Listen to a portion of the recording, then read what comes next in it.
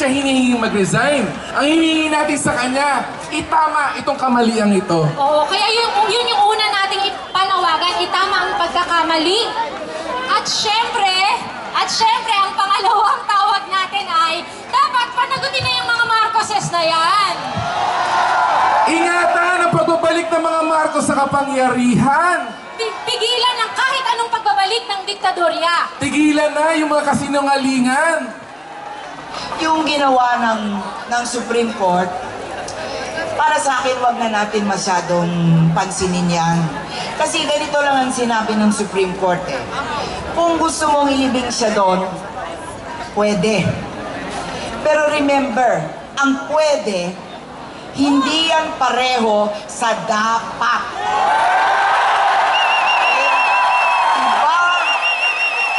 Iba ang dapat sa pwede.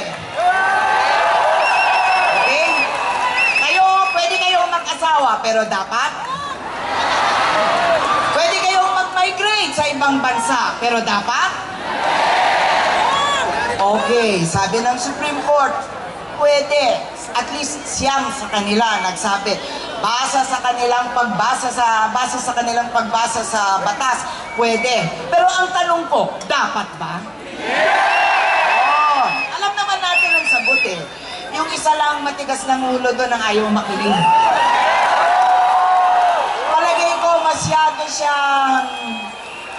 siyang nakakapit sa mga kaalyado niyang nagnanais bumalik sa kapangyarihan.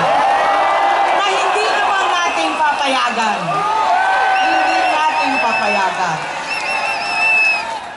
So our fight today is not just pointing out the injustice of the Marcos burial, but it goes on a larger scale.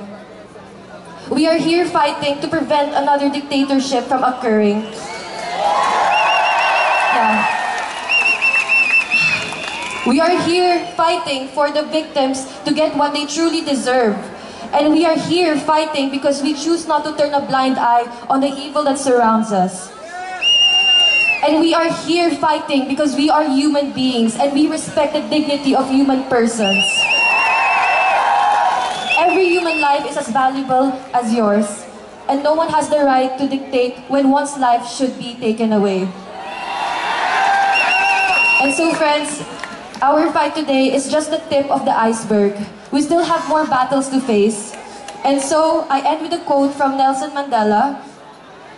What counts in life is not the mere fact that we have lived. It is what difference we have made to the lives of others that will determine the significance of the life we have led.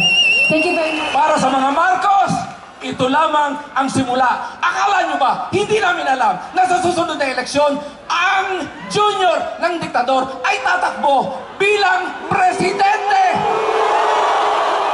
Marcos, Hitler, diktador, duda! Marcos, Hitler, diktador, duda! Ibon man may layang lumipad, kulungin mo at umiiyak.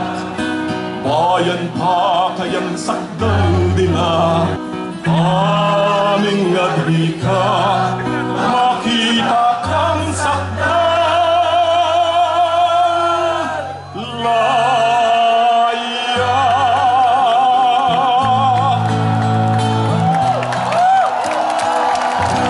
Salamat po at mabuhay ang sambayanang nagkakaisa.